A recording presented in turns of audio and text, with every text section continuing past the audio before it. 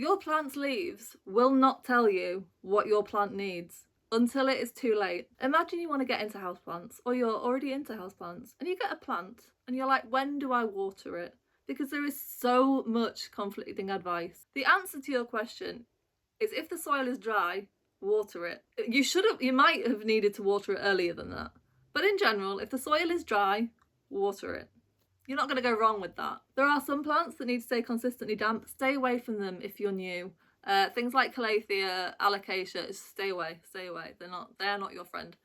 You want something like a rubber plant or a monstera, or, to be honest, even something like a philodendron pink princess. Water it when it's dry. What you can do is go, oh, those leaves look a bit crispy. It's too late. It's too late. If you're known as the plant person in your group, you'll know this. Somebody will say, oh, my plant's got a yellow leaf. What's wrong with it? And you have to say to them, and it's awful because you feel ridiculous and they think that you're now a stupid person. You have to say, well, it's either underwatered or it's overwatered or it's got pests. Or it's not getting enough light, or it's got... And they're like, well, which one is it? I don't know. The leaves just tell you something is wrong. They will not tell you what it is. You have to look at the roots. There are exceptions to this, and that's basically pests. I'm going to show you my Monstera adansonii, and it looks absolutely awful, but it is fine. Because the roots are fine. The leaves are, it'll grow more leaves. That's fine. It needs the roots to get the nutrients in. And you might be like, that looks absolutely awful. And you're correct. And what happened was she had thrips. She probably still has them because she does love her thrips. And that's okay. But the reason I know she's fine is because this leaf is sizable and has holes in it and is growing a new one. That is all I need to know that my plant is fine. I know it's got thrips, that's why it looks like this. It actually looks like this because when Monstera adansonii have thrips, they tend to turn up on the new growth. So then somebody will pick thrips off the new growth. This is all physical damage that I've done. And sometimes the leaf is like, that is too much, and it just sort of stops and it's like, I'm not growing anymore, there's no point. But there's a new one coming.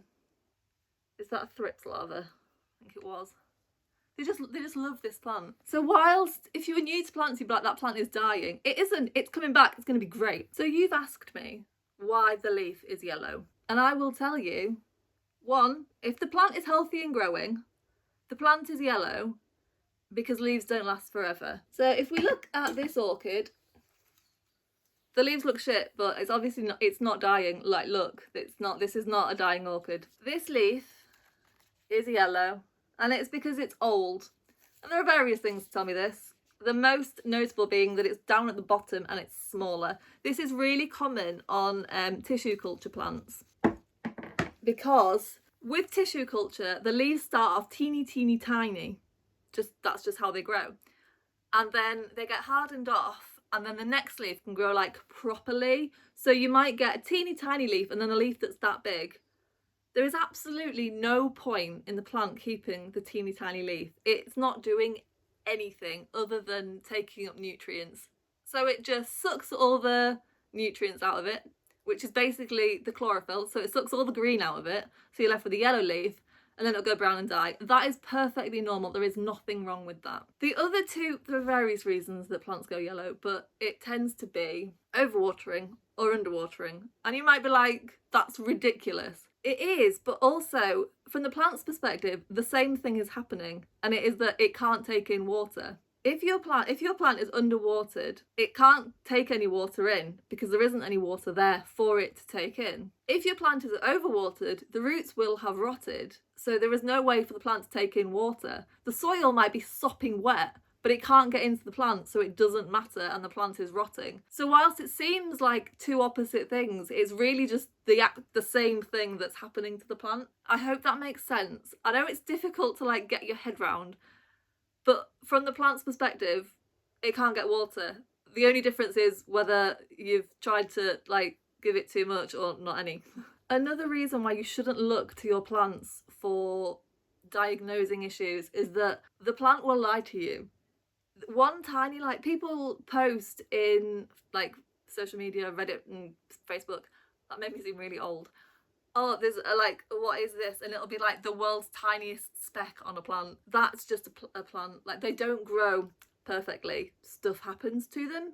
From the plant's perspective, as long as it can get to the stage where it can reproduce, it doesn't care what it looks like. It can't see itself. It's a plant. All that it cares about is being able to grow. So yeah, I'm going to show you my Monstera seedlings because they currently look like shit, but they are fine.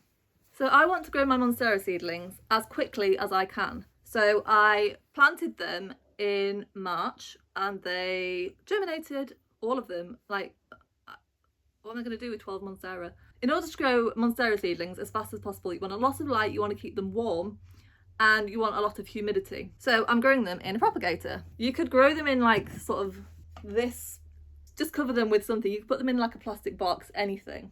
And they are shoved right in my window. This has caused two issues. They burned because they're brand new. They've never seen the sun before and they were like, Jesus. So they burned.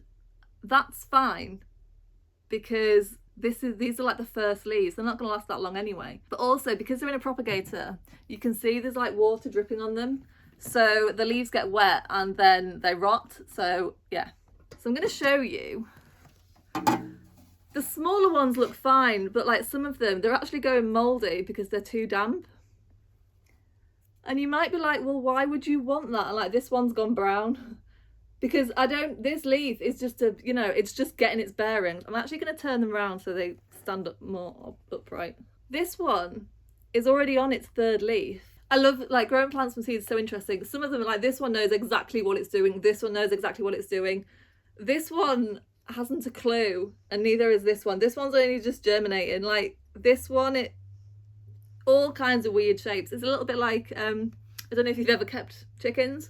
When they first start laying eggs, you get some really, really weird ones because they don't know what they're doing yet. If you looked at these plants, you would be like, oh, they are right. So this one's getting burnt. This one's rotting, but they're fine. All the roots are fine.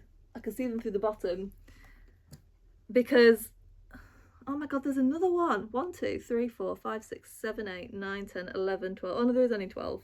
And most important thing is I had fun. So what does this actually mean practically? If you are checking on your plants, you can't just look at them and go, you look okay. Because it might be okay, but it might still need watering. And by the time it started to look like it needs water, like it's wilted, it might be too late. It might not be, but it's just not good practice to look at your plant and be like, you need something from me. You have to actively go in and stick your finger in the soil and see if it actually, look at the roots, see if it needs that. Because the leaves, it's the roots that you need to be checking. All you need to be checking the leaves for is pests and that it's growing. If it's growing, you're like, cool. Even if, as I say, it looks awful, you might need to adjust your care in other ways, but it's the soil. I do hope this was helpful. This is one of the things that does really trip up people who are new to plants, because there are some of the beginner plants do droop. Things like peace lilies, they droop and you can water them. That's fine. And the reason that's fine is that peace lilies have been in cultivation for so long. They are really, really difficult to kill. They are equally difficult to get to look good, but they droop and then you water them and then they're fine. Syngoniums are also the same. The other one that does seem to droop is Philodendron verrucosum. A lot of plants droop, but usually do not wait for them to droop. Philodendron verrucosum, but that's only because the second they detect they might need a bit of water, they will droop immediately. They are more dramatic. Other plants aren't like that really, usually. So don't get too het up on what your plants look like. Don't worry about things like bacterial infections, fungal infections. They obviously happen, they are a thing, but they are much less common than you might think. The damage on leaves is usually pest related, and if you hang around in the houseplant subreddit, you'll see this all the time. People will say, oh, that's pests, and they'll say, I can't see any pests. What are the pests? What signs are you seeing that I'm not? Well, you said that your plant looked shit. What's wrong with it? The fact that it looks like that is the signs of pests, and it's one of those things that you will sort of become accustomed to over the years. Spider mites tends to be the ones that people say, well, I can't see any pests, and it's because they are teeny tiny. With spider mites, by the time you can see them, you've got a real issue. So if your plant starts to look like somebody has taken a rubber to it, an eraser to it, it tends to be pest damage. But another thing is physical damage, like I showed you on this one. It's a result of physical damage. Also this, I believe this leaf, it's got some like weird damage on it. I can't tell if that's thrips damage from when it was in the sheath or whether it's like a bit of sunburn. So yeah, do not wait for your plant's leaves to tell you there is something wrong. That isn't the best way to do it. It's sort of inconclusive and it could be a million things from the leaves. Look at the roots, they will tell you whether you've got an actual issue or not.